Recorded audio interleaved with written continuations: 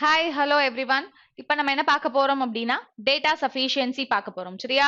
So mains எக்ஸாமை பொறுத்த வரைக்கும் எனக்கு எதெல்லாம் ரொம்ப ஹெல்ப்ஃபுல்லா இருக்கும், டைம்குள்ள சால்வ் பண்ற மாதிரி இருக்கும், பட் கரெக்டான ஆன்சரும் வரும் அப்படிங்கிற மாதிரிலாம் பார்த்தோம்னா அதுல data sufficiency plays a very important role அப்படின்னே சொல்லலாம். அது நீங்க டேட்டா அனாலிசிஸ்னு எடுத்துக்கிட்டீங்கன்னாலும் சரி. ஸோ டேட்டா அனாலிசிஸும் ஒரு செட்டை வந்து நான் பார்த்துட்டு ஓகே இதுல இருந்து 5 கொஸ்டின்கே நல்லா ஆன்சர் பண்ண முடியும் அப்படின்னு நான் ஃபிக்ஸ் பண்ணிட்டேன்னா தாராளமா அந்த செட் எடுத்து என்ன பண்ணலாம், நம்ம சால்வ் பண்ணி 5 மார்க்ஸ் என்ன பண்ணிடலாம், ஸ்கோர் பண்ணிடலாம். மெயின்ஸை பொறுத்த வரைக்கும் நான் மார்க்ஸ் என்ன பண்ணணும், கலெக்ட் பண்ணணும் சரியா. ஒரு மார்க்கையும் நான் கலெக்ட் பண்ணணும். அதுதான் மெயின்ஸ் எக்ஸாம்ல நம்ம யூஸ் பண்ண வேண்டிய மிகப்பெரிய ஸ்ட்ராட்டஜி அப்படின்னே சொல்லலாம். ஸோ இந்த கொஸ்டின் அட்டென்ட் பண்ணா டெஃபினட்டா எனக்கு 1 மார்க் வரும், டெஃபினட்டா எனக்கு ஒரு 2 மார்க்ஸ் வரும் அப்படின்னு இருக்கக்கூடிய கேசஸ்ல இருக்கக்கூடிய கொஸ்டின்ஸை மட்டும் என்ன பண்ணணும், நான் தெளிவா பிக் பண்ணி கரெக்டாவும் ஆன்சர் பண்ணிடணும் சரியா.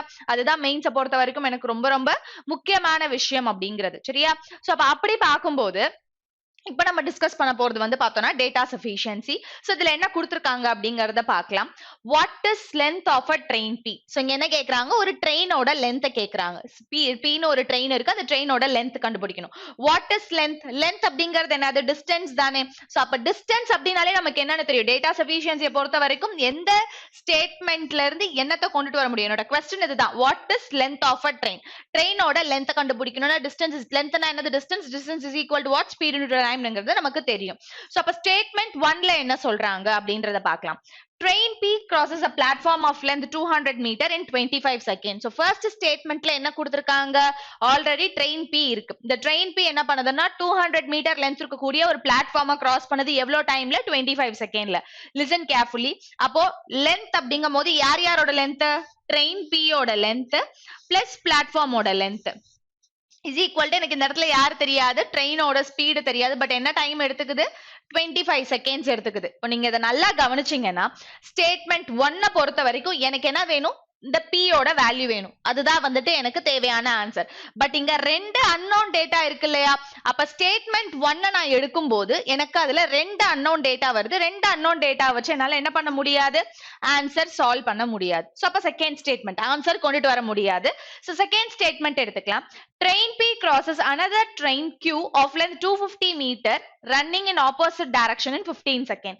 So the same distance, அதே ஃபார்முலா தான். சோ அப்ப இத நான் எடுத்துக்கிட்டேன்னா ட்ரெயின் P இன்னொரு ட்ரெயின் Q கிராஸ் பண்ணது, ட்ரெயின் Q ஓட லென்த் வந்து 250 மீட்டர். ட்ரெயின் P யோட லென்த் எனக்கு தெரியாது, ட்ரெயின் Q ஓட லென்த் 250 மீட்டர். சோ ரெண்டு பேரும் என்ன டைரக்ஷன்ல கிராஸ் பண்ணிக்கிறாங்கன்னா ஆப்போசிட் டைரக்ஷன்ல கிராஸ் பண்ணிக்கிறாங்க. ஆப்போசிட் டைரக்ஷன்னா ட்ரெயின் Pக்கு ஒரு ஸ்பீடு இருக்கும், ட்ரெயின் Qக்கு ஒரு ஸ்பீடு இருக்கும். அப்போ அது ரெண்டுத்தையும் எடுத்துக்கும் போது ஸ்பீட் என்னன்னு எடுத்துக்கிறேன், ஆப்போசிட் டைரக்ஷன்ங்கறால ஸ்பீட் ரெண்டுத்தையும் என்ன பண்ணணும், ரிலேட்டிவ் ஸ்பீட் ஆட் பண்ணணும். இன்டு டைமிங் என்ன கொடுத்திருக்காங்க, 15 செகண்ட் கொடுத்திருக்காங்க. இப்போ நீங்க ஸ்டேட்மெண்ட் 2 மட்டும் எடுத்தீங்கன்னா இதுல எத்தனை அன்னோன் டேட்டா இருக்கு, 2 அன்னோன் டேட்டா இருந்தாலே ஆன்சர் கண்டுபிடிக்க முடியாது. இங்க 3 அன்னோன் டேட்டா இருக்கு. அப்போ ஸ்டேட்மெண்ட் 2 வச்சு மட்டும் என்னால ஆன்சர் சொல்ல முடியாது. இப்படி நான் செக் பண்ணி ரெண்டுத்துலயுமே வரல அப்படின்னா என்ன பண்ணணும், நானு இவங்க 2 பேரையும் கம்பைன் பண்ணும்போது கிடைக்குதா அப்படிங்கறத நான் செக் பண்ணணும். அப்ப இவங்க 2 பேரையும் கம்பைன் பண்றேன் நான். அப்படி நான் கம்பைன் பண்ணினேன்னா கூட எனக்கு டெஃபினட்டா என்ன கிடைக்கும்னா அகைன் 2 அன்னோன் டேட்டா எனக்கு இருந்துகிட்டே இருக்கும். இவங்களை கம்பைன் பண்ணும் போதும் இது ரெண்டத்தையும் நான் கம்பைன் பண்ணும்போது எனக்கு என்ன இருக்கு, 2 அன்னோன் டேட்டா எனக்கு இருந்துகிட்டே தான் இருக்கும். புரியுதா. இங்க எஸ்ங்கிற ஸ்பீடு இருக்கு, இங்க S1 S2ங்கிறது இருக்கு. சோ அப்ப என்னால என்ன பண்ண முடியாது, கம்பேர் பண்ணி ஆன்சரும் சொல்ல முடியாது. அப்ப இவங்களை கம்பைன் பண்ணும்போது நமக்கு என்ன கிடைக்கல, ஆன்சர் கிடைக்கல. அப்ப என்னோட ஆன்சர் யாரா இருப்பாங்க, நெய்தர் 1 nor 2 இருப்பாங்க. என்னோட ஆன்சர் என்னது, நெய்தர் 1 nor 2. கிளியரா. நெக்ஸ்ட் ஒன் என்ன கொடுத்திருக்காங்க, what is radius of circle. சர்க்கிளோட ரேடியஸ் கண்டுபிடிக்கணும். சர்க்கிளோட ரேடியஸ் கண்டுபிடிக்கணும்னா ஆர் வேல்யூ கண்டுபிடிக்கணும். ஸ்டேட்மெண்ட் 1ல என்ன கொடுத்திருக்காங்க, area of rectangle dimensions 12 cm and 15 cm is equal to 5 times the area of a square. The radius of circle is 4/3 times of a side of a square. எனக்கு first ஸ்டேட்மெண்ட்டை பொறுத்த வரைக்கும் சர்க்கிளோட radius வேணும்னா சர்க்கிளோட radius எப்படி இருக்கும், 4/3 times. R வந்து எப்படி இருக்கும்னா 4/3 times of side of a square. side of a square என்னது a. அப்ப எனக்கு a ஓட வேல்யூ வேணும். a ஓட வேல்யூவை கண்டுபிடிக்கணும்னா ரெக்டாங்கிளோட ஏரியா என்னது, L into b is equal to 5 times of area of a square. 5 times of area of a square. இதுல எனக்கு L ஓட வேல்யூ b ஓட வேல்யூ தெரியும். எல்லோட சால்வ் பண்ண தேவையே கிடையாது. ஸ்டேட்மெண்ட் 1 ஸ்டேட்மெண்ட் 2 பொறுத்த வரைக்கும் சால்வ் பண்ணி பெர்ஃபெக்ட் ஆன்சர் சொல்லணும்ங்கற அவசியம் கிடையாது. எல்லோட வேல்யூ b யோட வேல்யூ தெரியும். எல்லோட வேல்யூ b யோட வேல்யூ தெரியும்னா ஒரே ஒரு அன்னோன் டேட்டா தான். அப்ப சப்ஸ்டிட்யூட் பண்ணி ஆன்சர் கண்டுபிடிக்கும் போது a ஓட வேல்யூ என்ன பண்ண முடியும் ஃபைண்ட் அவுட் பண்ண முடியும். a ஓட வேல்யூவை ஃபைண்ட் அவுட் பண்ணிட்டேன்னா a ஓட வேல்யூவை கொண்டு போய் சப்ஸ்டிட்யூட் பண்ணும்போது எனக்கு யாரோட வேல்யூ கிடைச்சிரும் r ஓட வேல்யூ கிடைச்சிரும். நான் இங்க சால்வ் பண்ணி ஆன்சர் சொல்ல தேவையில்லப்பா. டேட்டா சஃபிஷியன்சியை பொறுத்த வரைக்கும் எனக்கு என்ன மட்டும் தெரிஞ்சா போதும். இப்ப இதுல இருந்து என்னால ஆன்சர் சொல்ல முடியுமா? எஸ், டெஃபினட்டா ஆன்சர் சொல்ல முடியும். பிகாஸ் எல்லோட வேல்யூ b ஓட வேல்யூ தெரியும். அப்ப எல்லோட வேல்யூ b ஓட வேல்யூ தெரியும் போது a ஓட வேல்யூ மட்டும் தான் கண்டுபிடிக்கணும். a ஓட வேல்யூவை கண்டுபிடிச்சு இங்க கொண்டு போய் கொடுத்தேன்னா எனக்கு எதோட வேல்யூ கிடைச்சிரும் r ஓட வேல்யூ கிடைச்சிரும். அப்ப ஃபைனலி இதுல இருந்து என்னால யார கண்டுபிடிக்க முடியுது? ரேடியஸ் ஆஃப் a circle கண்டுபிடிக்க முடியுது. அப்ப ஸ்டேட்மெண்ட் 1ல இருந்து என்னால என்ன சொல்ல முடியுது? ஆன்சர் கொண்டுட்டு வர முடியுது. அப்ப ஸ்டேட்மெண்ட் 2 அப்படியே விட்டுற கூடாது. இப்ப பார்க்கணும். ஸ்டேட்மெண்ட் 2ல என்ன சொல்றாங்கன்னா area of a circle. Area of a circleனா என்னது? pi r square is equal to the area of a rectangle is equal to the area of a rectangle க்கு equal. இந்த L வந்து area of the rectangle whose length is equal to side of a square. whose length is equal to length வந்து எதுக்கு ஈக்குவல்னா side of a square க்கு equal. side of a square னா L is equal to what? a ஓட value எப்படி கண்டுபிடிக்கலாம்? நானு perimeter வந்து 48 centimetre. Perimeter 48 சென்டிமீட்டர்னா 4a ஓட வேல்யூ தானே 48. புரியுதா? அப்ப a ஓட வேல்யூ என்னது? 12. a ஓட வேல்யூ 12 னா l ஓட வேல்யூ என்னது? 12. புரியுதா? area of a circle is equal to area of a rectangle. Sorry, area of a rectangle னா இங்க யார் வந்துருவாங்க? நமக்கு L into B வந்துருவாங்க. அப்ப L into B னா இங்க வந்து பார்த்தோம்னா எனக்கு எதை மட்டும் தான் தெரியுது? லென்த் மட்டும் தான் தெரியுது. அப்படி பார்க்கோம்னா எனக்கு ரெண்டு அன்னோன் டேட்டா இருக்கு இல்லையா? இங்க R ஓட வேல்யூ தெரியல, இங்க B ஓட வேல்யூ தெரியல. ரெண்டு அன்னோன் டேட்டா இருக்கும்போது என்னால என்ன பண்ண முடியாது? ஆன்சர் சொல்ல முடியாது. அப்போ ஸ்டேட்மெண்ட் 1ல இருந்து எனக்கு என்ன கிடைக்குதா? ஆன்சர் கிடைக்குதா? அப்ப only one is sufficient to answer the question. Statement 1 alone is sufficient to answer the question அப்படின்னு என்ன பண்ண முடியுது? டெஃபினட்டா சொல்ல முடியுது. நெக்ஸ்ட் क्वेश्चन என்ன கொடுத்திருக்காங்க? Find the respective ratio of the percentages of Ramesh and Shiva. So இங்க வந்து நான் என்ன கண்டுபிடிக்கணும்னா respective ratio of the percentages of ரமேஷ்க்கும் சிவாக்குமான பெர்சன்டேஜ்க்கான ரேஷியோ என்ன பண்ணணும்? நம்ம சொல்லணும். அப்ப ரேஷியோ சொல்லணும் அப்படின்னா பெர்சன்டேஜ் கண்டுபிடிச்சாதானே பெர்சன்டேஜோட ரேஷியோ சொல்ல முடியும். சோ அப்ப ஸ்டேட்மெண்ட் 1ல என்ன கொடுத்திருக்காங்கன்னா எனக்கு ரமேஷ்க்கும் சிவாக்குமான டேட்டா வேணும். ஸ்டேட்மெண்ட் 1ல எதை பத்தி பேசுறாங்க? ரமேஷ்க்கும் பவனுக்குமான டேட்டாவை கொடுத்திருக்காங்க. அப்ப ஸ்டேட்மெண்ட் 1ல சிவாவை பத்தி பேசவே இல்லை. அப்போ ஸ்டேட்மெண்ட் 1ல சிவாவை பத்தி பேசவே இல்லைன்னா டெஃபினட்டா என்னால என்ன பண்ண முடியாது? ஸ்டேட்மெண்ட் 1ல இருந்து மட்டும் ஆன்சர் கொண்டுட்டு வர முடியாது. சோ அதனால ஸ்டேட்மெண்ட் 1 வச்சு என்ன பண்ண முடியாது? ஆன்சர் கண்டுபிடிக்க முடியாது. பிகாஸ் क्वेश्चनல கொடுத்திருக்கிறது ரமேஷ் சிவா, பட் ஸ்டேட்மெண்ட்ல கொடுத்திருக்கிறது ரமேஷ் பவன். ஓகேவா? சோ அப்படி கொடுக்கும்போது ரமேஷ் பத்தி மட்டும் தான் பேசுறாங்க தவிர சிவாவை பத்தி பேசல. அதுவும் இருக்கிறது வந்து பார்த்தோம்னா எனக்கு ரேஷியோ தான். சோ இதுல இருந்து என்ன சொல்ல முடியாது? ஆன்சர் சொல்ல முடியாது. சோ அப்படி நீங்க வந்து சொல்லணும் அப்படின்னாலும் இப்படி கூட எடுத்துக்கலாம். Ramesh before 2 years, Pavan before 2 years என்ன ரேஷியோல இருக்காங்க? 8:7. புரியுதா? அப்ப இதுல வந்து பார்த்தோம்னா ரெண்டு அன்னோன் டேட்டா இருக்கு. புரியுதா? ஆரோட வேல்யூ தெரியாது, பியோட வேல்யூவும் தெரியாது. சோ அப்ப ரெண்டு அன்னோன் டேட்டா இருக்கும்போது அதை வச்சு என்ன சொல்ல முடியாது? என்னால ஆன்சர் சொல்ல முடியாது. அது மட்டும் இல்லாம ஸ்டேட்மெண்ட் 1ல சிவாவை பத்தி பேசல. இது கிளியரா? நெக்ஸ்ட் ஸ்டேட்மெண்ட் 2ல என்ன சொல்லிருக்காங்க? Ratio of ages of Siva and Pavan after 2 years will be. சிவாக்கும் பவனுக்கும் இருக்கக்கூடிய ஏஜ் ரேஷியோ எப்போ? 2 வருஷத்துக்கு அப்புறம் எப்படி இருக்கும்னா 5:8. கிளியரா? அப்ப இதை சால்வ் பண்ணாலும் ரெண்டு அன்னோன் டேட்டா இருக்கு. நெக்ஸ்ட் லைன் என்ன கொடுத்திருக்காங்க? Average of percentages of Ramesh and Pavan is 32 years. Average of percentages of Ramesh and Pavan is 32 years அப்படின்னு சொல்றாங்களா? அப்ப பெர்சன்டேஜஸ் ஆஃப் ரமேஷ் அண்ட் பவனோட ஆவரேஜ் ஏஜ் வந்து பார்த்தோம்னா என்னது? 32. அப்ப ஆல் டுகெதர் என்னது? 64. ரமேஷ் பவனோட டோட்டல் ஏஜ் என்னது? 64. அப்போ இங்க நான் சால்வ் பண்ணும்போது என்ன பண்ணலாம் நானு? அப்ப இத சால்வ் பண்ணா ஒரு ஈக்குவேஷன் கிடைக்கும், இங்க ஒரு ஈக்குவேஷன் இருக்கு. அப்ப ரெண்டத்தையும் சால்வ் பண்ணும்போது எனக்கு இங்க ரமேஷ் பவன் இருக்கா, இங்க ரமேஷ் பவன் இருக்கா. அப்ப இத ஈக்குவேட் பண்ணனா எனக்கு ஒரு ஈக்குவேஷன் ஃபார்ம் ஆகுமா? இந்த ஈக்குவேஷனை வச்சு தனித்தனியா ரமேஷோட பவனோட ஏஜை கண்டுபிடிக்க முடியுமா? அப்போ இங்க வந்து பார்த்தோம்னா எனக்கு இந்த ஸ்டேட்மெண்ட்ல இருந்து இதுதான் கிடைச்சிருக்கு. அப்ப ஸ்டேட்மெண்ட் 2 தனியா யூஸ் பண்ணி நம்மளால என்ன பண்ண முடியாது? ஆன்சர் சொல்ல முடியாது. பிகாஸ் எனக்கு சிவா பவன் கொடுத்திருக்காங்க, எனக்கு அடுத்த டேட்டா ரமேஷ் பவன் கொடுத்திருக்காங்க. புரியுதா? அப்ப இங்க சிவா பவன் ரமேஷ் பவன் வச்சு என்னால என்ன பண்ண முடியாது? எனக்கு டிஃபரன்ஸ் தான் கிடைக்குமே தவிர இதை வச்சு என்னால பவனோட ஏஜையோ சிவாவோட ஏஜையோ வச்சு என்ன பண்ண முடியாது? கண்டுபிடிக்க முடியாது. அப்ப ஸ்டேட்மெண்ட் 2 வச்சு, அதாவது ஸ்டேட்மெண்ட் 2 தனியா யூஸ் பண்ணி நம்மளால ஆன்சர் கண்டுபிடிக்க முடியாது. இப்ப அடுத்து நான் என்ன பண்றேன்? இது ரெண்டுத்தையும் கம்பைன் பண்றேன். கிளியரா? அப்ப இது ரெண்டுத்தையும் கம்பைன் பண்ணும்போது என்ன ஆகுது? இப்ப இது ரெண்டுத்தையும் போய் கம்பைன் பண்ணும்போது நான் இந்த டேட்டாவை யூஸ் பண்ணிக்கலாம். எங்க?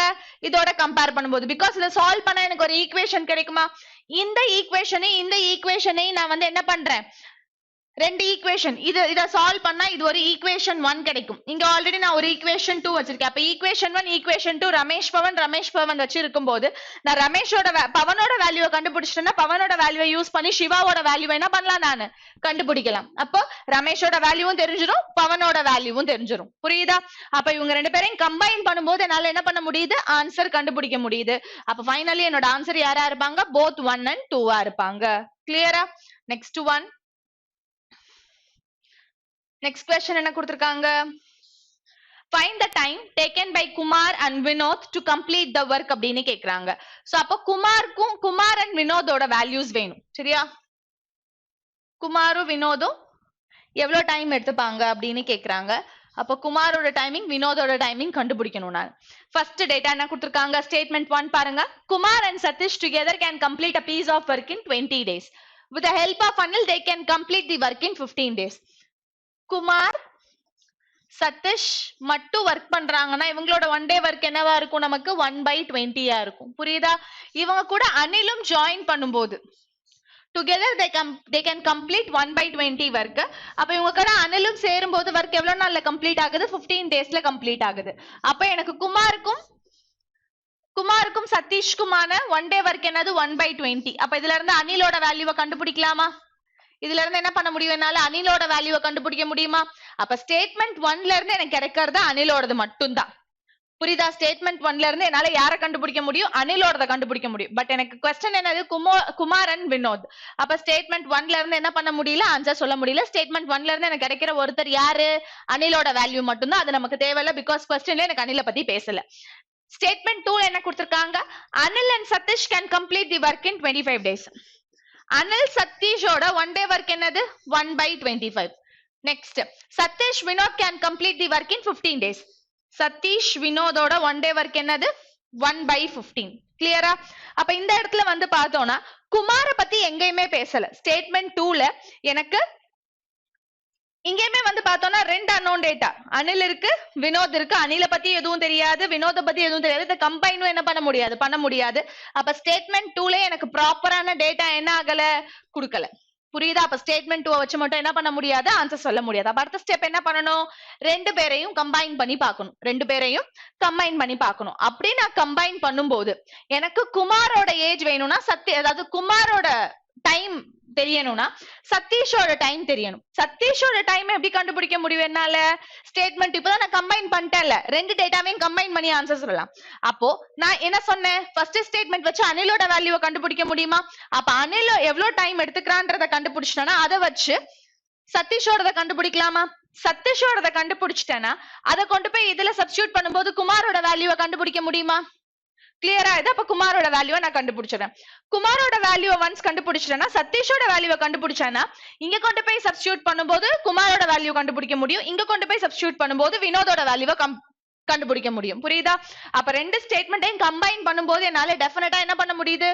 குமார் வேல்யூவையும் கண்டுபிடிக்க முடியுது, வினோத் வேல்யூவையும் கண்டுபிடிக்க முடியுது. அதை வச்சு நான் என்ன பண்ணலாம்? Kumar and Vinod to complete the work வந்து என்ன பண்ண முடியும்? கண்டுபிடிக்க முடியும். நெக்ஸ்ட் क्वेश्चन என்ன கொடுத்திருக்காங்க? what is the probability of drawing exactly 2 oranges? அப்போ எக்ஸாக்ட்டா நான் 2 orangesக்கான probability கண்டுபிடிக்கணும்னா எனக்கு ஃபர்ஸ்ட் ஸ்டேட்மெண்ட்ல என்ன கொடுத்திருக்காங்க? bag contains 2 apple 3 bananas 5 oranges. எனக்கு எதோட probability வேணும்? drawing exactly 2 oranges கேக்குறாங்க. அப்போ ஃபர்ஸ்ட் ஸ்டேட்மெண்ட்ல எனக்கு யார் எத்தனை பேக்ல எத்தனை ஆப்பிள் இருக்கு, எத்தனை பனானா இருக்கு, எத்தனை ஆரஞ்சு இருக்குன்னு கொடுத்துட்டாங்க. அப்போ ஆல் டுகெதர் டோட்டலா எவ்வளவு இருக்கு? உள்ள 10 இருக்கு. புரியுதா? ஓவராலா எவ்வளவு ஃப்ரூட்ஸ் இருக்கு? 10 ஃப்ரூட்ஸ் இருக்கு. இப்ப இந்த 10 ஃப்ரூட்ஸ்ல இருந்து நான் என்ன பண்ணணும்? drawn at randomனு வரணுமா? இந்த 10 ஃப்ரூட்ஸ்ல இருந்து எத்தனை ஃப்ரூட்ஸ் எடுக்கிறேன், அதுல எவ்வளவு வந்து என்னவா இருக்கு? ஆரஞ்சஸா இருக்கு. அதுல எக்ஸாக்ட்லி 2 வந்து என்னவா இருக்கணும்? ஆரஞ்சா இருக்கணும்.